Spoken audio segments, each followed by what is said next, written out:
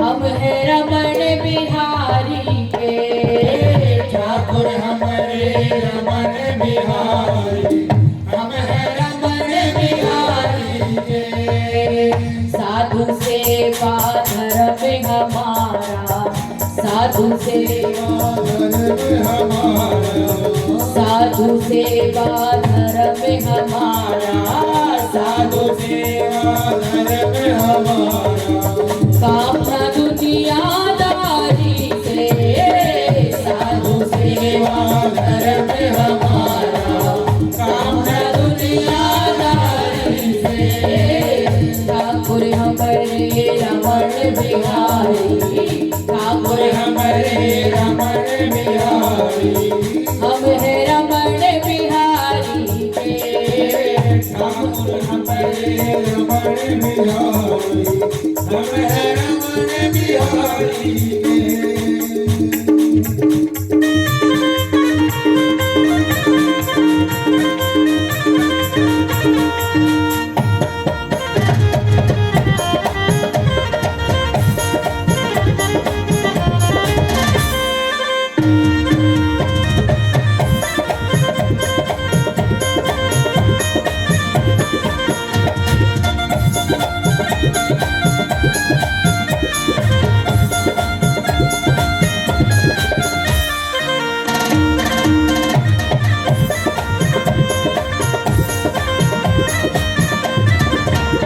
कोई भला कहे कोई बुरा कहे, कोई भला कहे कोई बुरा कहे, कोई भला कहे कोई बुरा कहे, कोई भला कहे कोई बुरा कहे। हमें हो चुके अवध बिहारी के, हमें हो चुके अवध बिहारी के, हमें हो चुके अवध बिहारी के, हमें हो चुके अवध बिहारी के, हमें हो चुके रमण बिहारी के, हमें हो चुके रमण बिहारी के, हमें हो चुके रमण बिहारी के हो चुके रमण बिहारी के।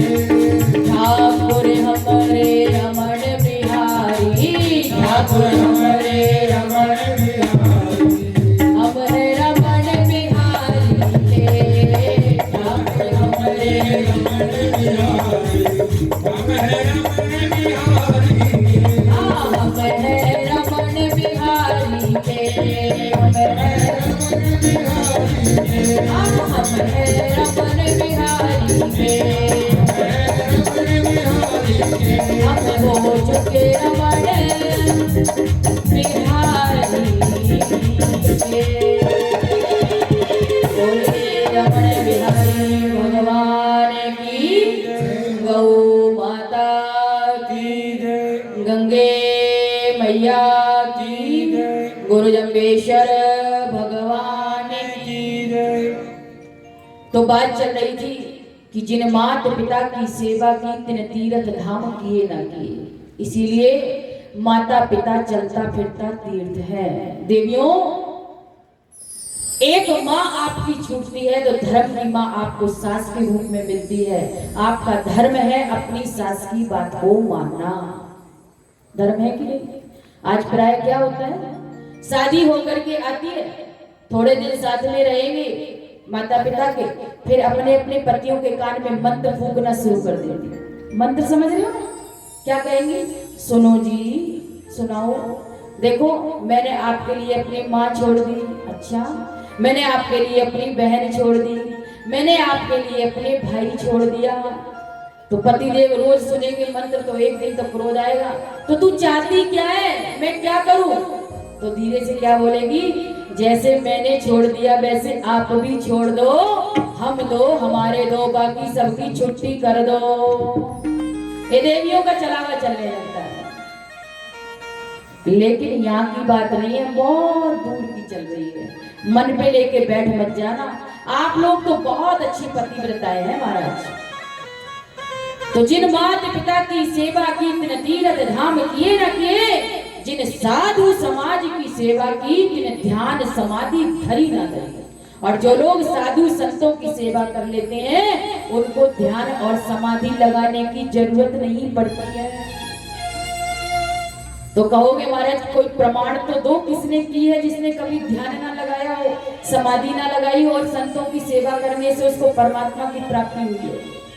त्रेता युग में मां शबरी ने ऐसी सेवा की संतों की महाराज कि 10,000 वर्ष तक भगवान राम की प्रतीक्षा की, और प्रतीक्षा करते करते एक दिन वह आया कि भगवान माता शबरी के द्वार पर आ गए महाराज, और आकर के भगवान ने नवदा भक्ति का उपदेश दिया है। इसलिए शबरी संभाल रास्ता, आएंगे राम जी, शबरी संभाल रास्ता, आएंगे राम जी, शबरी संभाल रास्ता, आएंगे राम जी, शबरी संभाल रास्ता, आएंगे राम जी, शबरी संभाल रास्ता, आएंगे राम जी। तेरा भी धन्य जीवन, तेरा भी धन्य जीवन, बनाएंगे राम जी, तेरा भी धन्य जीवन, बनाएंगे राम जी, शबरी संभाल रास्ता, आएंगे राम जी, सबरी संभाल रास्ता, आएंगे राम जी।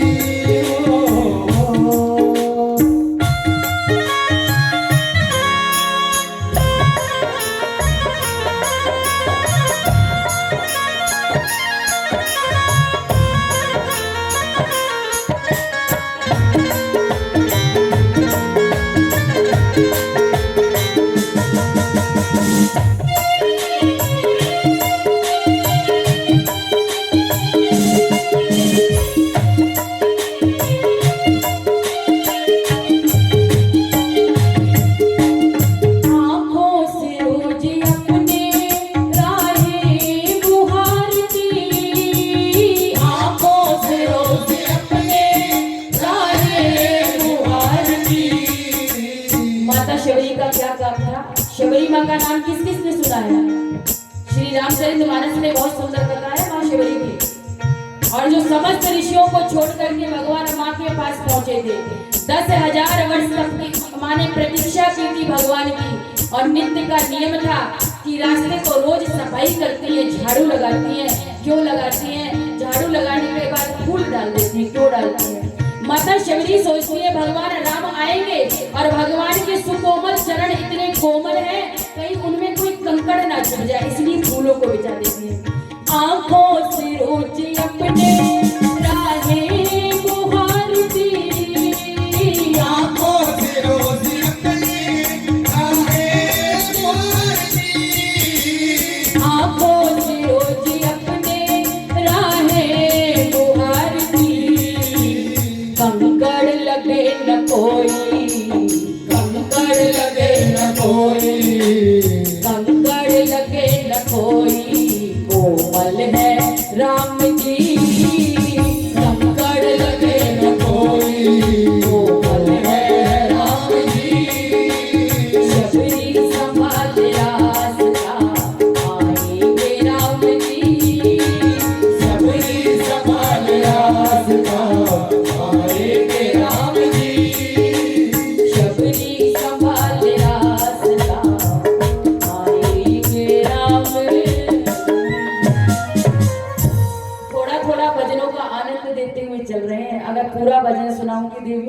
पत्थर छूट जाएगा। इसलिए माता शबरी ने ध्यान और समाधि नहीं लगाई थी, केवल संतों की सेवा की थी। और ये माँ शबरी की कथा आपने नहीं सुनी होगी तो 2 मिनट प्रकाश डालते हुए आगे बढ़ती हूँ। माता शबरी पूर्व जन्म में एक राजा की पत्नी थी और एक बार अपने पति के साथ तीर्थराज प्रयाग में आई। कुंभ का मेला था और तीर्थराज प्रयाग में संतों का समुदाय एकत्रित हुआ। तो संतों को देख करके इनके मन में भी इच्छा हुई क्यों ना मैं जाकर के संत भगवान का पास से दर्शन करूं। लेकिन एक रानी है तो रानी का जीवन मर्यादित होता है, वो ऐसे नहीं जा सकती आम स्त्रियों की तरह। उसके साथ सैनिक होते हैं, फौज होती है कि नहीं? जैसे आप कहीं भी जाकर के चल बैठ जाते हैं या हम कहीं जाएं, लेकिन राजा रानी का थोड़ा जीवन मर्यादित होता है। तो उन्होंने अपने पति से कहा सुनो मुझे संतों का दर्शन करना है, आप मुझे आज्ञा दे दीजिए। लेकिन उनके पतिदेव ने मना कर दिया, देवी ये राज आज्ञा के विरुद्ध है, हम लोग ऐसा नहीं कर सकते। यदि आपको संतों का दर्शन ही करना है तो आपके साथ एक फौज जाएगी, एक टुकड़ी जाएगी सिपाहियों की, तब आप जाइए। इतनी गिलानी हो रही है आज इस रानी के मन में कि मेरा जीवन तो व्यर्थ हो गया, मैं इस जीवन में भक्ति नहीं कर सकती, इस जीवन को रखने से क्या फायदा। अरे जीवन मिला है तो भगवान का भजन करने के लिए मिला है। और इतनी गिलानी हुई कि रात्रि का समय था, सब लोग सो रहे थे और जाकर के प्रयागराज में इन्होंने छलांग लगा दी, डुबकी मार दी और भगवान से मरते समय यही कहा था, प्रभु अब की बार मुझे जन्म ऐसी जगह मिले कि जहां मैं निश्चिंत होकर के भगवान का भजन करूं और संतों का दर्शन करूं। महाराज इन्होंने मरते समय यही मांगा था। और अंते यावती सा गति, मरते समय आप जैसा चिंतन करेंगे वही आपके अगले जन्म का निर्माण का कारक बनेगा। तो अब की बार इनका जन्म सवर जाति में हुआ, भील जाति में हुआ और ये जंगलों में रहती थी। एक दिन क्या हुआ, इनकी माँ इनके केस संभाल रही थी, बालों को संभाल रही थी। तो इन्होंने माँ से पूछा, माँ आज ऐसी क्या बात है जो तू मेरा श्रृंगार कर रही है? तो माँ ने कहा, बेटी आज शाम को तेरा विवाह होने वाला है ना, बारात आने वाली है। माता शबरी ने कहा कि इतने पशु पक्षी आपने इन कमरों में कैद करके क्यों रखे? बहुत पशु पक्षी थे। तो शबरी की माँ ने कहा, बेटी रात्रि के समय जो बाराती आएंगे उनकी भोजन की व्यवस्था है, क्योंकि कोल भी लोग मांस मट्टी आदि का ही सेवन करते हैं, मांस खाते हैं। शबरी ने मन में सोचा, एक वर को पाने के लिए इतने पशुओं का बलिदान देना पड़ेगा, मुझे ऐसा वर नहीं चाहिए। और तुरंत शबरी ने अपने माँ के हाथ में हाथ मारा और कहा, छोड़ माँ मुझे। और भागते हुए शबरी ने जो दरवाजे बंद थे जिनमें पशु पक्षी कैद थे, एकदम कुंडी को खोल दिया। सारे पशु पक्षी उड़कर जाकर निकलने लगे, पशु भागने लगे। पक्षियों ने आशीर्वाद दिया, हे शबरी जैसे तुमने हमें आजाद किया है, भगवान तुम्हें भवसागर से पार करेंगे, मेरा आशीर्वाद। सभी पशु पक्षियों ने आशीर्वाद दे दिया माँ शबरी। और माँ शबरी उसी समय घर का त्याग करके जंगल में आई और आकर के मतंग ऋषि की आश्रम में सेवा करने लगी। और सेवा करते करते एक दिन मतंग ऋषि ने पूछा, तुम कौन हो बेटी? तो शबरी घबराई और कहने लगी, महाराज मेरा नाम शबरी है, मैं कोल भील जाति से हूँ, शबर जाति से हूँ। तो तुम रहती कहाँ हो? महाराज मैं जंगल में पेड़ों के ऊपर सो जाती हूँ और मेरा कोई स्थान नहीं। मतंग ऋषि को दया आई। मतंग ऋषि ने कहा, तू चिंता मत कर बेटी, आज से तू मेरी बेटी है, मैं तेरा पिता हूँ और तुझे अब जंगलों में पेड़ों के ऊपर सोने की जरूरत नहीं है। तेरे लिए मेरा आश्रम का गेट खुला हुआ है, दरबार खुला है। तो माता शबरी ने कहा, महाराज आपको लोग क्या कहेंगे कि मतंग ने एक कन्या को रख लिया, वो भी नीची जाति। उस समय जाति का बहुत बड़ी बात थी। मतंग ऋषि ने कहा, बेटी घबराने की जरूरत नहीं है, मेरा नाम है मतंग। मतंग कहते हैं मत वाले को और मतंग कहते हैं हाथी को। हाथी का पर्यायवाची जो आप संस्कृत जिसने पढ़ी होगी व्याकरण में, मतंग आता है। मतंग माने हाथी। तो मतंग ऋषि ने कहा, जैसे हाथी चलता है और कुत्ते भोंकते हैं, लेकिन कुत्तों के भोंकने का असर हाथी के ऊपर नहीं होता। होता है क्या? कुत्ते भोंकते रह जाते हैं और हाथी अपनी मस्ती में गांव से निकल जाता है। तो उसी प्रकार मेरा नाम है मतंग और मुझे किसी का डर नहीं है। मतंग कहते हैं मत वाले। तू आज से मेरे आश्रम में रहे। और इस प्रकार से माता शबरी रहने लगी। पिताजी कहकर के बात करती थी और पिता और बेटी का बहुत सुंदर संबंध। एक दिन क्या हुआ, मतंग ऋषि ने कहा बेटी आज मैं जा रहा हूं। तो माता शबरी ने कहा पिताजी कहाँ जा रहे हैं आप और कब आएंगे? मतंग ऋषि की आंख से अश्रु निकलने लगे और कहने लगे बेटी ऐसी जगह जा रहा हूं जहां से आना कैसा, वहां से आया नहीं जाता, अब मैं नहीं आऊंगा। इतना सुनते ही तो शबरी रोने लगी और कहने लगी आप जा रहे हैं मुझे छोड़ के, मैं कैसे रहूंगी, ये समाज मुझे जीवित नहीं रहने देगा पिताजी। मतंग ऋषि ने कहा बेटी तुझे कहीं आने जाने की जरूरत नहीं है, एक दिन स्वयं तेरे द्वार पर चल के प्रभु श्री राम आएंगे, ये मतंग ऋषि ने कहा। इतना कहते ही शरीर छोड़ दिया, लेकिन माता शबरी ये पूछना भूल गई कि आएंगे कब। हम लोग यही पूछते हैं ना भाई संत आएंगे तो आएंगे कब, ये नहीं पूछा। उनको लगा अभी ही आएंगे और उसी दिन से उन्होंने रास्ता साफ करना शुरू कर दिया, फूलों को बिछाना शुरू कर दिया, जंगलों से जाती हैं, बेरों को चुन चुन के लाती हैं, मीठे मीठे बेर डलिया में रखती हैं। क्यों? खट्टा फल खाने से मुख का स्वाद बिगड़ जाता है, भगवान को तो मीठे फल ही खिलाओ। ऐसी माँ शबरी हुई है तो जिन साधु समाज की सेवा की तिन तीरथ तिन ध्यान समाधि धरी न धरी, यही वे माँ शबरी है जिनकी अंतिम क्रिया भगवान श्री राम ने अपने हाथों से की थी। अग्निदाह संस्कार भगवान राम ने अपने हाथों से किया था महाराज, माता शबरी का। इसीलिए कहते हैं भैया माता पिता की सेवा की, माता पिता की सेवा करना चाहिए, हमारा धर्म है। तो आज देवर्षि नारद कहते हैं कि भैया ग्रस्तों के या भी मैंने देखा तरुणी प्रभुता देहे श्यालको बुद्धिदायक।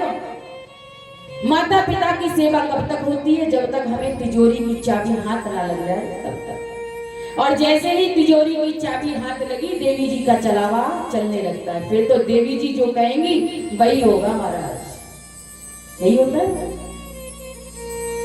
और यदि घर में कोई बहुत बड़ा कार्यक्रम किया जाएगा तो किसी से पूछना तो चाहिए भाई कैसे करें क्या करें, तो माता पिता से कोई बात नहीं पूछी जाती, तो किससे पूछी जाती है? ससुराल से साले साहब को बुलवाया जाता है।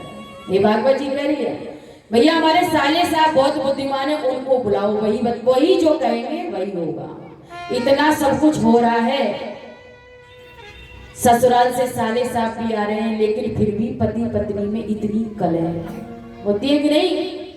पतिदेव सबसे बड़ा खुश होकर के बोलेंगे और जैसे ही शाम को घर में पहुंचेंगे फू फा शुरू हो जाएगी। देवी जी को देख करके तो इनका मूड ही खराब हो जाता है। पति पत्नी को प्रेम से रहना चाहिए, पत्नी का भी धर्म है कि पति की आज्ञा का पालन करे, और इस पति को भी चाहिए अपनी पत्नी की बात माने। भाई अगर बात सही है तो छोटे बच्चे की भी बात मान लेना चाहिए। इसीलिए कल्याण न होए बा नारी को जो पति की बात न माने। जो स्त्री मनमाना आचरण करती है, जो स्त्री मनमाना आचरण करती है, ना सास से मतलब है, ना ससुर से मतलब है, ना पतिदेव से, जो मन में आए जैसा मन में आए वैसा करती है, तो उस स्त्री के बारे में कहना क्या आप लोग सभी कुछ जानते हैं। वह स्त्री कभी सुखी नहीं रह सकती। जिसके जीवन में कोई बंधन नहीं है, स्वतंत्र है, वह कैसे सुखी रहेगा? जिस प्रकार भरी हुई डिग्गी में आप बाल्टी अगर छोड़ देंगे तो बाल्टी डूब जाएगी, और वही बाल्टी में यदि आप रस्सी बांध करके पानी निकालेंगे तो वह बाल्टी पानी को ऊपर लेकर के बाहर आ जाएगी। उसी प्रकार स्त्री के ऊपर किसी न किसी का बंधन होना चाहिए। बंधन नहीं होगा तो आप स्वतंत्र होकर के विचरण करेंगी, फिर आपका जीवन खतरे में पड़ सकता है। लेकिन प्राय माताओं को सासू माँ की बात अच्छी कहाँ लगती, बोलना पड़ेगा। कोई सासू माँ समझाने लगे तो इनके नाक कान सब टेढ़े होने लगते हैं, ये सारे दिन समझाने का ही काम करती है। और जब ये सास बनती है तब इनको याद आती है, अरे राम राम मेरी सासू माँ तो बहुत ठीक कहती थी। फिर पछताए होत का जब चिड़िया चुग गई खेत। कोई भी नई नवेली बहू आकर के सास के पास बैठना पसंद नहीं करती है क्या? सारे दिन अपने अपने मोबाइल में लेकर के बैठी रहती है। ये नहीं होना चाहिए।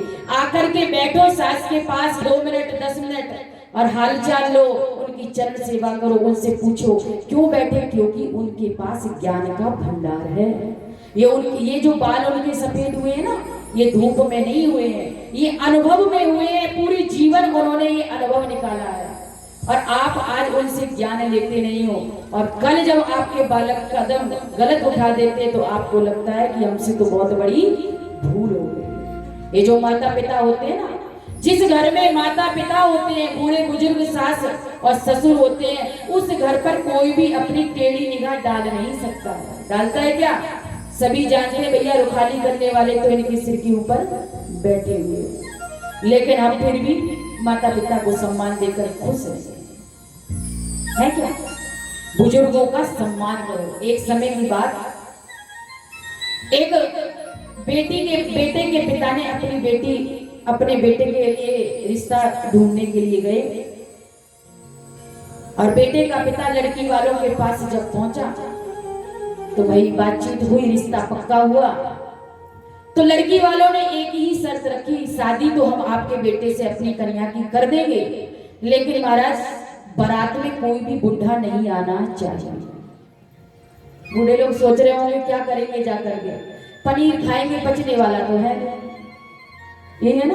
बुढ़ापे में जो हमारा पाचन तंत्र है वह कमजोर हो जाता है।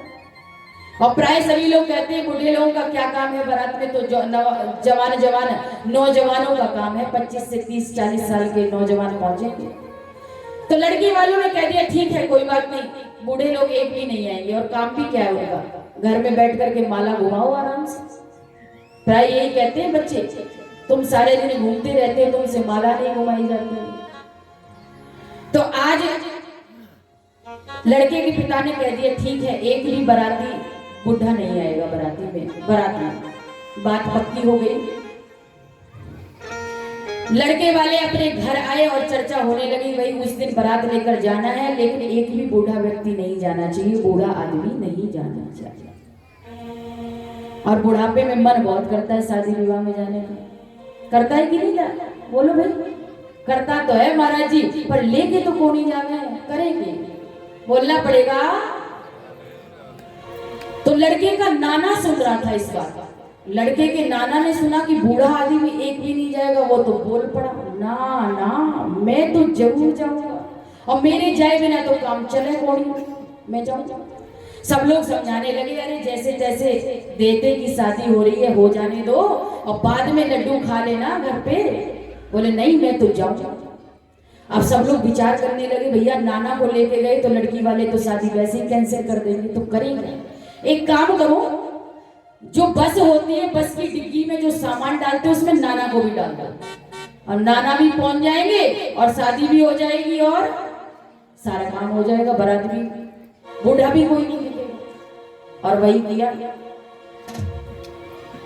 बाराती तैयार हुए, सारे 25-25, 30-30 साल के नौजवान युवक थे महाराज, और नाना को डाल दिया डिग्गी में। बारात पहुंची लड़की वालों के दरवाजे, तो लड़की वालों के पास खबर भेजी, भैया आपके गांव के बाहर बारात आ चुकी है। बारात आती है तो उसका सम्मान करने जाना पड़ता है ना। तो लड़की वाले सम्मान के लिए आए, और लड़के के पिता ने कहा जाओ जरा ध्यान से देख कर के आओ, बारातियों में कोई बूढ़ा तो नहीं है। तो देखने के लिए आए, चारों तरफ निगाह डाली तो देखा कोई बूढ़ा नहीं है, सब 25-25, 30-30 साल के नौजवान बैठे हुए हैं। लड़की वालों को बताया जाकर कि कोई नहीं है, सब जवान बैठे हैं।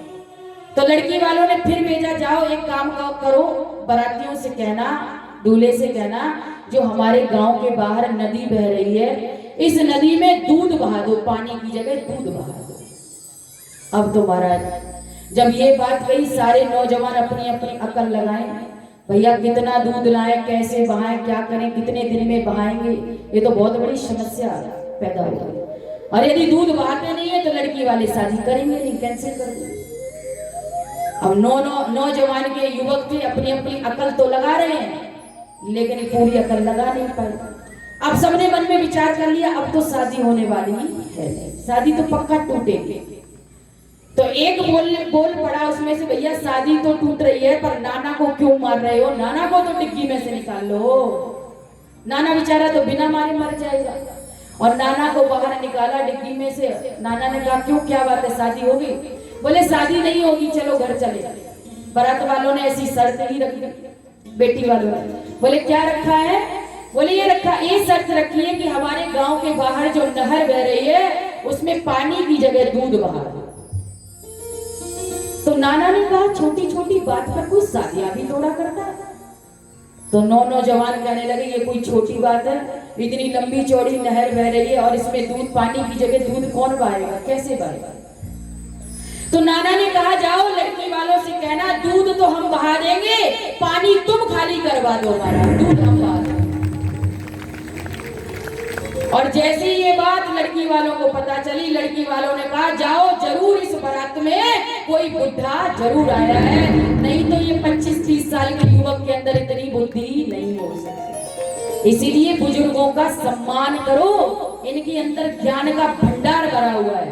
आज आपको बुरा लग रहा है लेकिन कल आप जब बुजुर्ग होंगे तब आपको पछतावा लगेगा, इसलिए सम्मान करना चाहिए। तो महाराज देवर्षि नारद ये सब देख देख के और परेशान हो गए। तो कहते ना घर में कोई काम करा जाता है तो बूढ़े बुजुर्ग माता पिता से नहीं पूछते, साले साहब को बुलवाते, ससुराल से साले साहब आते। और किसी के माता पिता थोड़े से जिद्दी हो और भैया पेंशन जिसकी आ रही हो, पैसे के बलबूते पे अकड़ दिखा रहे हो, तो उसकी खाट उठा करके कहाँ डाल देते, नोरे में डाल देते।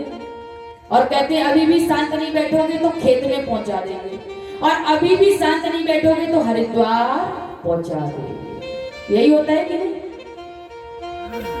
इसीलिए देवर्षि नारद का चित्त भ्रमित हो गया, अशांत हो गया और मन में सोचने लगे मैं तो शांति पाने के लिए आया था और ये देख देख के मेरे चित्त में अशांति हो गई, क्रांति हो गई।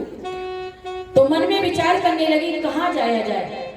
तो मन में सोचते हैं कि अब मैं श्रीधाम वृंदावन जाता हूँ और श्रीधाम वृंदावन में मेरे चित्त को अवश्य विश्राम मिलेगा। ऐसा सोच करके देवर्षि नारद ने वृंदावन जाने का विचार बना लिया। आइए हम और आप भी मन के साथ वृंदावन चलते हैं देवर्षि नारद को लेकर। जरा चल के वृंदावन में देखो,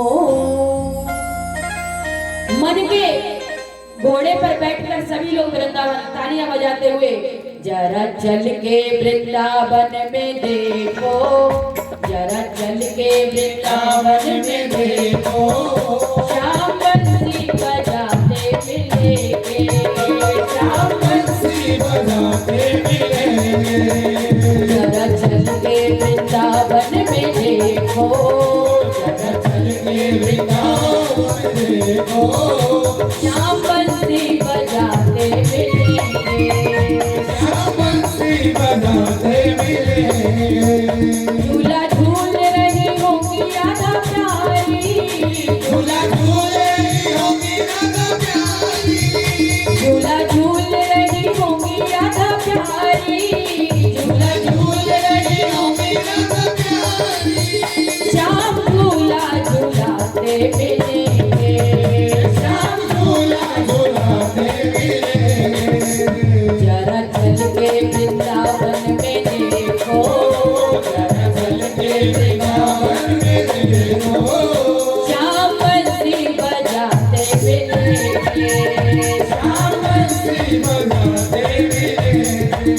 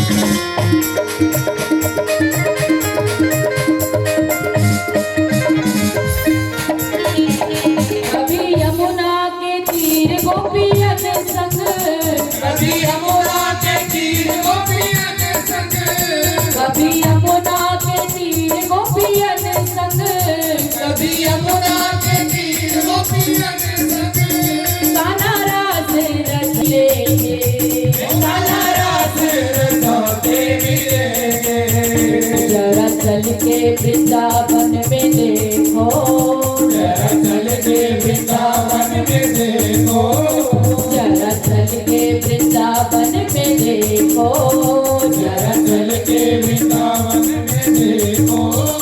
श्याम बंसी बजाते मिलेंगे, श्याम बंसी बजाते मिलेंगे, श्याम बंसी बजाते मिलेंगे, श्याम बंसी बजाते मिलेंगे।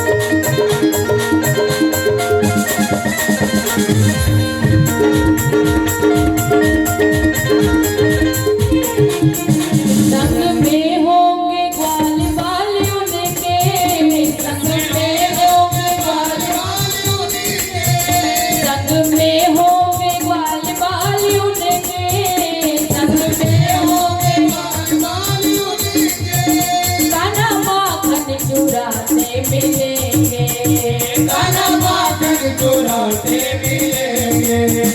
जरा चल के वृंदावन में देखो, जरा चल के वृंदावन में देखो, जरा चल के वृंदावन में देखो, काला काम चुराते मिलेंगे।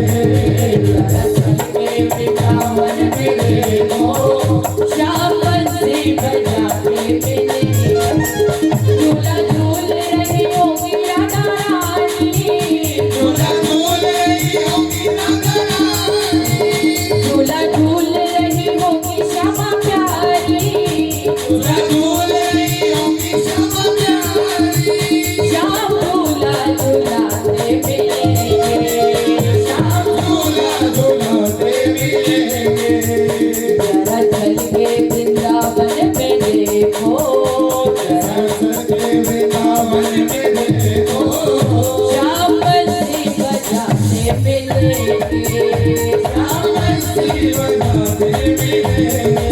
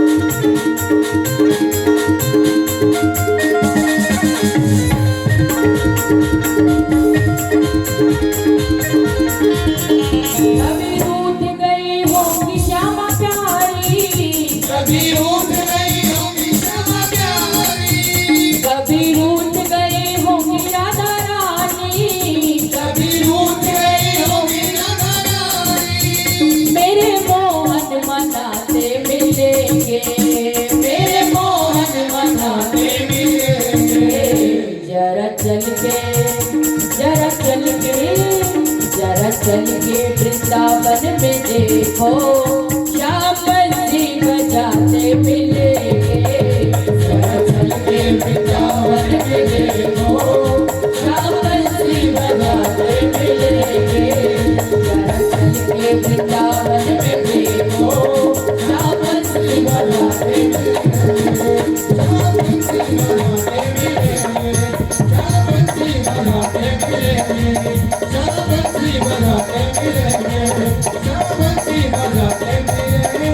बोलिए बंसी वाले की, नंद के लाला की, गुरु जम्बेश्वर भगवान की, श्रीमद् भागवत महापुराण की, शंकराचार्य भगवान की। देवर्षि नारद के मन में वृंदावन जाने का विचार आया और देवर्षि नारद शीघ्र वृंदावन आए। और वृंदावन में आकर के देवर्षि नारद ने एक आश्चर्य देखा। क्या देखा? यमुना के किनारे एक युवती बैठी हुई है, रो रही है। बहुत ध्यान से सुना। यमुना के किनारे एक युवती बैठी हुई है, रो रही है और उसके सामने दो बूढ़े अचेतन अवस्था में पड़े हैं, बेहोश पड़े हैं। और कुछ देवियां उसको समझा रही हैं, कुछ देवियां उसके ऊपर पंखा झल रही हैं। कोई पानी पिला रहा है तो कोई कुछ कर रहा है। देवर्षि नारद ने जब इस दृश्य को देखा तो आश्चर्यचकित हो गए। देवर्षि नारद आगे बढ़कर आए और संत का हृदय तो नवनीत के समान होता है। उस रोती हुई युवती को जब देवर्षि नारद ने देखा तो पूछने लगे, देवी जी काशित्व, आप कौन हैं और आप रो क्यों रही हैं? और आपके सामने ये दो बुढ़े कौन पड़े हैं? और तमाम देवियां आपको घेरे कौन क्यों खड़ी हुई हैं? आप अपने रोने का कारण बताइए। जब देवर्षि नारद ने उस देवी से ये बात पूछी तो वह देवी रोने लगी और कहने लगी, महाराज अहम भक्ति ऋतिख्याता इमौ में तनयो मतौ ज्ञान वैराग्य नामानो काल योगीन जर जरो। महाराज मेरा नाम है भक्ति, मैं भक्ति के नाम से विख्यात हूं। बहुत ध्यान से सुनने वाली बात है। मेरा नाम है भक्ति और मेरे ये दोनों बच्चे हैं जिनका नाम है ज्ञान और वैराग्य। अब तो देवर्षि नारद की आंखें खुली की खुली रह गई और देवर्षि नारद मन में विचार करने लगे, 20 साल की माताजी और 90 साल के इनके बूढ़े बच्चे, ऐसा आश्चर्य तो पहली बार देखा। माताएं बूढ़ी होती हैं तो बच्चे उनके जवान होते हैं और यहाँ पर तो बूढ़े बच्चे हैं और माँ जवान है, ऐसा आश्चर्य। देवर्षि नारद ने पूछा, माँ? देवर्षि नारद ने कहा, देवी आपके बच्चे ये बूढ़े कैसे हो गए? तब भक्ति माता ने कहा, महाराज मैं अनेकों देशों में घूमते हुए जैसे ही श्रीधाम वृंदावन में पहुंची और श्रीधाम वृंदावन में पहुंचते ही मैं तो एकदम जवान हो गई, लेकिन मेरे दोनों बच्चे ज्ञान और वैराग्य बुढ़ापा आ गया, बुढ़े हो गए और यही मेरे दुख का मूल कारण है। और यदि आज मेरा ये दुख दूर नहीं हुआ तो इदम स्थानम परित्यज्य विदेशं गम्यते मया, मैं इस स्थान का भी त्याग कर दूंगी और विदेश में चली जाऊंगी। देवर्षि नारद ने समस्त बात को एक मिनट में समझ लिया कि स्थिति क्या है। और देवर्षि नारद ने कहा, माँ मैं नारद आपको वचन देता हूं कि जन जन में मैंने आपको यदि स्थापित ना कर दिया तो मैं हरि का दास ना कहलाऊं। ये देवर्षि नारद ने भक्ति माता महारानी को जब ये वचन दिया, भक्ति महारानी प्रसन्न हुई और देवर्षि नारद के गुणा का अनुवाद गाने लगी। जयति जयति, जय जय जय जय करके जयकार करती हैं, जय हो हे ब्रह्मा जी के मानस पुत्र आपकी जय हो। और कहने लगी, हे देवर्षि नारद, जिस प्रकार से आपने कयादु नंदन प्रहलाद पर कृपा की, प्रहलाद जी पे आपने कृपा की, प्रहलाद जी ने आपकी बात को माना और आज प्रहलाद जी भक्ति के आचार्य बन गए। और आपने अपनी कृपा जिस प्रकार से ध्रुव जी पर की और ध्रुव जी ने आपकी बात को मानकर आज ध्रुव तारा बने चमक रहे हैं, दैदिप्यमान हो रहे हैं, ऐसे ही कृपा मेरे बच्चों पर कीजिए महाराज। मेरे बच्चे अचेतन अवस्था में पड़े हैं, बूढ़े हुए। देवर्षि नारद ने कहा, माँ चिंता, आप चिंता क्यों कर रहे हैं? आप तो चिंता का त्याग कीजिए और गोविंद के चरणों का चिंतन कीजिए। देखिए, चिंता और चिंतन में बहुत अंतर है। चिंता समाज की होती है और चिंतन परमात्मा का होता है। स्मरण और चिंतन, स्मरण का मतलब है जिस प्रकार हमें अपने बच्चों का नाम याद करने के लिए ज्यादा जोर नहीं देना पड़ता है, तुरंत याद आ जाते हैं। और वही पड़ोसी के बच्चे याद करने पड़े तो बड़ा जोर देना पड़ेगा। भैया, प्रधान जी की बेटी का क्या नाम है, उनकी पोती का क्या नाम है, सोचना पड़ता है। उसी प्रकार है चिंतन। चिंतन का मतलब है कि जिसको याद करने के लिए चित्त पर जोर देना पड़े, उसका नाम है चिंतन। और जल्दी से भगवान की याद आती नहीं है। आती है क्या? ये माया में भगवान की माया जो इतनी बलवती है, सबको जकड़ के रखी है, भगवान को भूले बैठे। इसीलिए भगवान का चिंतन करो। देवर्षि नारद समझा रहे हैं, मां बरसे बरसे क्रमत जाता मंगलम नापी दृश्यति।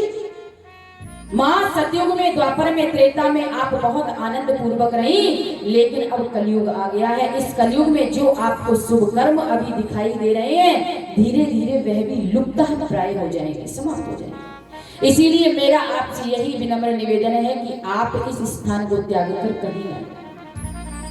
भक्ति महारानी ने जब इस प्रकार से देवर्षि नारद के वचनों को सुना तो प्रसन्न हो गई, और अब देवर्षि नारद ज्ञान और वैराग्य को स्वस्थ करने का विचार करने लगे।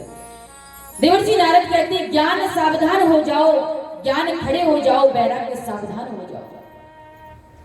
लेकिन उनके अंदर तो मूर्छा है, बेहोश है, उनको कोई असर नहीं हुआ। देवर्षि नारद चिंतित हो गए, मैं क्या करूं।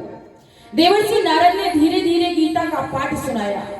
गीता पाठेन मुहुर मुहुर, एक बार नहीं बार बार।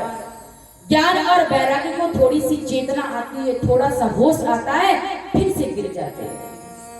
देवर्षि नारद को चिंता हो कि अब मैं इनके साथ क्या करूं, क्योंकि मेरे पास तो जितना ज्ञान था, जितनी सामग्री थी, जितनी मेरे पास औषधि थी, मैंने इनको दी, लेकिन इनका स्वास्थ्य तो ठीक नहीं हो रहा। चिंतित हो गए देवर्षि। उसी समय देवर्षि नारद को आकाशवाणी हुई, देवर्षि नारद आप परिश्रम करो, आपको सफलता मिलेगी। देवर्षि नारद ने कहा, हम परिश्रम तो कर रहे हैं लेकिन सफलता नहीं मिल रही है। पुनः आकाशवाणी ने कहा, देवर्षि नारद आप सत्कर्म करो, आपको सफलता मिलेगी। देवर्षि नारद ने कहा, हम सत्कर्म नहीं कर रहे हैं तो क्या कर रहे हैं, हमने गीता का पाठ सुनाया, अब उपनिषद सुनाए, वेद सुनाए, और ये सत्कर्म नहीं है तो सत्कर्म क्या है, सत्कर्म का स्वरूप क्या है। आकाशवाणी ने कहा, सत्कर्म का स्वरूप आपको कोई संत बताए। इतना कहकर के आकाशवाणी शांत हुई। अब तो देवर्षि नारद चिंता में पड़ गए कि आकाशवाणी ने भी कोई बात स्पष्ट नहीं बताई कि सत्कर्म क्या होता है, और किसी संत का भी नाम नहीं बताया। भैया कोई संत का नाम बता देते तो मैं उस संत के पास जाकर पूछ लेती। तो समस्त संतों से पूछते, भैया ये बताइए सत्कर्म क्या होता है। देवर्षि नारद को देख करके बहुत से संत तो अपना रास्ता बदल देते और मन में विचार करते हैं, ब्रह्मा जी के मानस पुत्र हैं आप, संपूर्ण ब्रह्मांड में आपकी गति है, और आप हमसे पूछ रहे हैं सत्कर्म क्या है। कोई बहुत बड़ा MBBS डॉक्टर अगर आपसे कुछ दवाई पूछता है तो बताइए आप उसको कुछ बता सकते हैं? उसके पूछने के बाद तो हमें कुछ आता ही नहीं है। वो तो MBBS डॉक्टर है ना, वो जितनी दवाइयां जानता है उतनी दवाइयां हम और आप जानेंगे क्या? नहीं जानेंगे। उसी प्रकार नारद जी कोई साधारण संत नहीं है, नारद जी बहुत बड़े संत हैं, और नारद जी का इतना बड़ा स्थान है, इतना ऊंचा पद है कि देवताओं में जाते हैं वहां भी सम्मान है, मानवों में जाते हैं वहां भी सम्मान है, और दैत्यों में जाते हैं वहां भी देवर्षि नारद का सम्मान है हमारा। ऐसे देवर्षि नारद। तो देवर्षि नारद को कोई उत्तर देने वाला नहीं मिला। अब तो देवर्षि नारद और चिंतित हो गए, मन में विचार करने लगे, अब मैं सीधे बद्रीनाथ जाऊंगा, जहां पर नर और नारायण दोनों बैठे हैं, मैं उनसे ही जाकर के पूछूं। देवर्षि नारद जैसे ही बद्रीनाथ के लिए निकले, और देवर्षि नारद ने कहा, मैं तो बद्रीनाथ आया था नर नारायण के सामने अपनी बात रखने, लेकिन मुझे नर नारायण का दर्शन नहीं हुआ, लेकिन मार्ग में आप चारों भाई मुझे मिल गए, और यही मेरी चिंता का मूल कारण है। बताइए मैं ज्ञान और वैराग्य को कैसे स्वस्थ करूं। सनकादियों से जब ये बात कही तो सनकादि हंसने लगे। सनकादियों ने कहा, देवर्षि नारद इतनी सी बात को लेकर आप इतने चिंतित हो रहे हैं? अरे आप चिंता का त्याग करो और हमारे पास समाधान है। क्या समाधान है? ज्ञान और वैराग्य को यदि आप स्वस्थ करना चाहते हैं तो ज्ञान और वैराग्य को श्रीमद् भागवत की कथा को श्रवण कराइए। इससे अच्छा कोई दूसरा साधन ज्ञान और वैराग्य को स्वस्थ करने का नहीं है महाराज। सनकादियों ने देवर्षि नारद थोड़े से चौंके और खड़े हो गए और कहने लगे, महाराज मैं भी बहुत पढ़ा लिखा महात्मा हूँ, मैंने भी अपने पिता ब्रह्मा जी से श्रीमद् भागवत कथा श्रवण की है और मुझे पता है कि वेदों का जो भाष्य है वही श्रीमद् भागवत में है। तो मैंने जब इनको वेद सुनाया, वेद से कुछ नहीं हुआ, तो श्रीमद् भागवत की कथा सुनने से इनको क्या लाभ मिलेगा? देवर्षि नारद की बातों को सुनकर सनकादियों ने कहा, देवर्षि नारद, कोई व्यक्ति आम खा रहा हो और आम मन में विचार आए कि आम इतना मीठा है, तो जिस पेड़ पर लगा होगा वह पेड़ कितना मीठा होगा, और आम को छोड़कर यदि पेड़ के पत्ते चबाने लग जाए तो क्या उसको मिठास मिलेगी? मिठास मिलेगी? नहीं मिलेगी, पत्ती सी और टूट जाएगी, मिठास तो दूर है। जिस प्रकार गुड़ के द्वारा शक्कर बनाई जाती है और शक्कर से मिठाइयां बनती हैं और चीनी खत्म हो जाए, कोई कहे भैया गन्ने के रस से ही तो शक्कर बनी है, चीनी बनी है, गन्ने का रस डाल दो, तो क्या गन्ने के रस से मिठाइयां बन सकती हैं? जिस प्रकार अखंड दीपक चस रहा हो और घी समाप्त हो जाए और सभी को पता है कि दूध के कण-कण में घी समाया हुआ है, तो घी समाप्त हो रहा है तो दूध डाल दो, क्या दीपक चसेगा? नहीं चसेगा। उसी प्रकार श्रीमद् भागवत ऐसा वह दिव्य ग्रंथ है, ऐसा वह दिव्य फल है, ऐसा वह दिव्य रूप ज्ञान है, जिसको आप ज्ञान और वैराग्य को श्रवण कराएंगे तो इनकी मूर्छा अवस्था दूर हो जाएगी। और ये हमारा विश्वास है कि ये अपनी मैया के साथ ताता थैया करके नाचेंगे फिरकेंगे महाराज, ये हमारी गारंटी है। जब ये बात कही तो महाराज देवर्षि नारद ने तुरंत कहा, महाराज अब तो हम आपकी श्रीमुख से ही श्रीमद् भागवत कथा को श्रवण करना चाहते हैं। और आइए हमारे बीच में दानदाताओं की सूची है, पहले दानदाताओं की सूची, शेष कथा आपको बाद में श्रवण। बोलिए सुखदेव जी महाराज की, गौ माता की।